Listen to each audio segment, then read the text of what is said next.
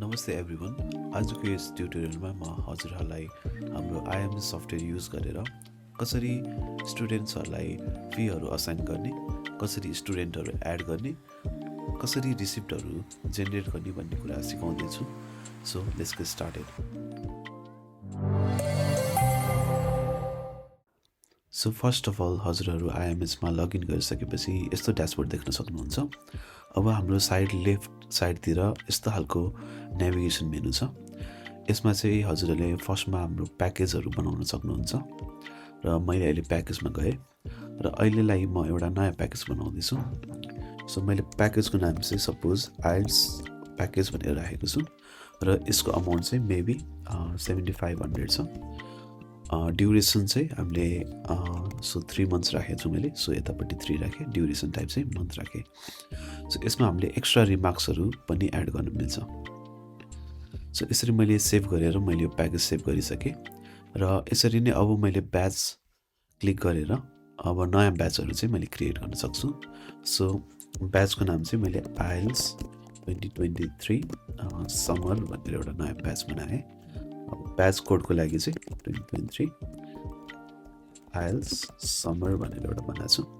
So यसमा चाहिँ अब हाम्रो यो ब्याचमा कुन प्याकेज युज हुन्छ त्यो चाहिँ मैले सेलेक्ट गरेर एउटा यसको डेट स्टार्ट्स एट र यो ब्याच कहिले सकिन्छ भन्ने कुराहरू राख्छु।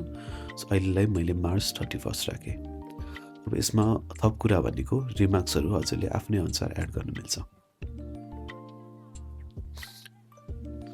सो यसरी मैले ब्याच पनि क्रिएट गरिसकेपछि अब मैले स्टुडेन्टको इन्फर्मेसनतिर जान्छु। सो लेफ्ट साइडको प्यानलमा हजुर स्टुडेन्टमा गइसकेपछि हजुरले यस्तो खालको स्क्रिन देख्नुहुन्छ र यसमा हजुरले एड न्यू गरेर नयाँ स्टुडेन्टको डाटा राख्न सक्नुहुन्छ।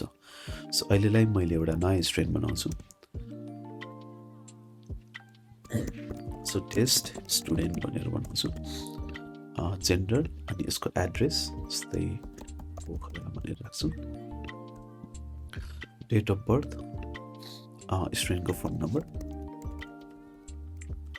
अनि स्टुडेन्टको एडमिसन नम्बर। यो चाहिँ अब हजुरले इन्टरनल ट्र्याकिङको लागि युज गर्दा हुन्छ।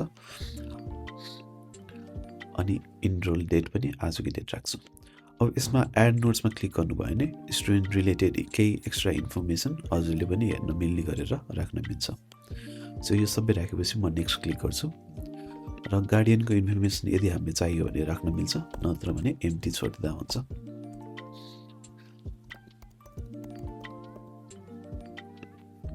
सो यसरी अब हाम्रो प्याकेज इन्फर्मेसनको पेजमा आउँछ र यसमा चाहिँ हामीले जस्तै अघि बनाइसकेको प्याकेजहरू सेलेक्ट गर्न मिल्छ र त्यो स्टुडेन्टले कुन चाहिँ प्याकेज लिन्छ र कुन चाहिँ प्याकेजमा कुन चाहिँ ब्याचभित्र त्यो स्टुडेन्ट अहिले पढिरहेको छ त्यो चाहिँ सेलेक्ट गर्न मिल्ने हुन्छ।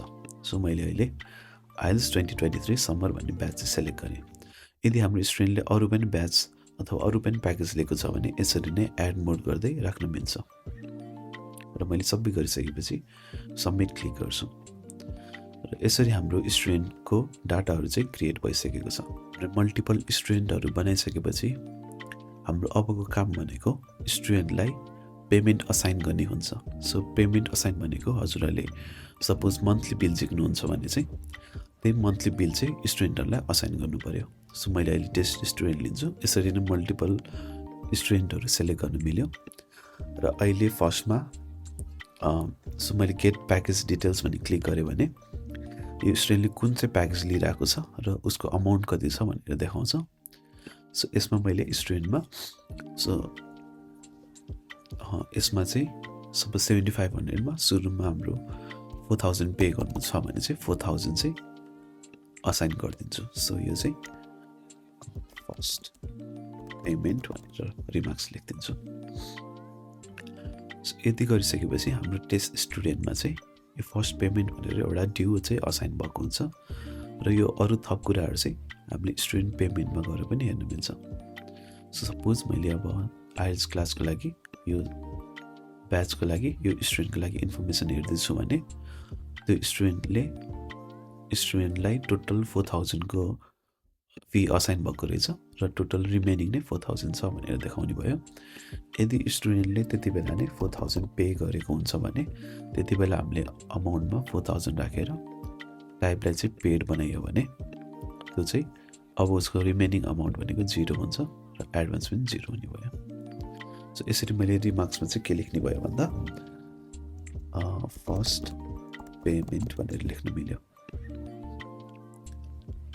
सो यसरी हाम्रो इन्फर्मेसनहरू चाहिँ स्टुडेन्टको बिलिङ रिगार्डेड चाहिँ हामीले निकाल्न मिल्ने भयो। र अकाउन्ट्समा चाहिँ अहिलेसम्म हामीले टोटल 4000 असाइन गरेको रहेछ। यदि हामीले 7500 नै असाइन गरेको भए चाहिँ 7500 माइनस 4000 भनेर 3500 चाहिँ रिमेनिङमा देखाउँथ्यो। र यसरी नै अब हामीले ट्रान्जेक्सन पनि हेर्न मिल्ने भयो। सो हामीले फर्स्टमा 4000 असाइन गरेको रहेछ र त्यसमा चाहिँ 4000 स्टुडेन्टले पे गर्यो। सो यसमा अब हाम्रो ड्यू चाहिँ रहेन भन्ने देखाउने भयो र हरेक एउटा पे गरिसकेपछि त्यसको एउटा इन्भोइस पनि देखाउने भयो, जुन चाहिँ यो क्लिक गरेर चाहिँ हामीले हेर्न मिल्छ र प्रिन्ट पनि गर्न मिल्छ। So that's it for today. हजुरहरूले फर्दर इन्फर्मेसनको लागि हाम्रो वेबसाइटमा गएर कन्ट्याक्ट गर्न सक्नुहुन्छ अथवा हाम्रो फेसबुक अथवा इन्स्टाग्राम पेजमा पनि गएर कन्ट्याक्ट गर्न सक्नुहुन्छ। So thank you, see you in the next one.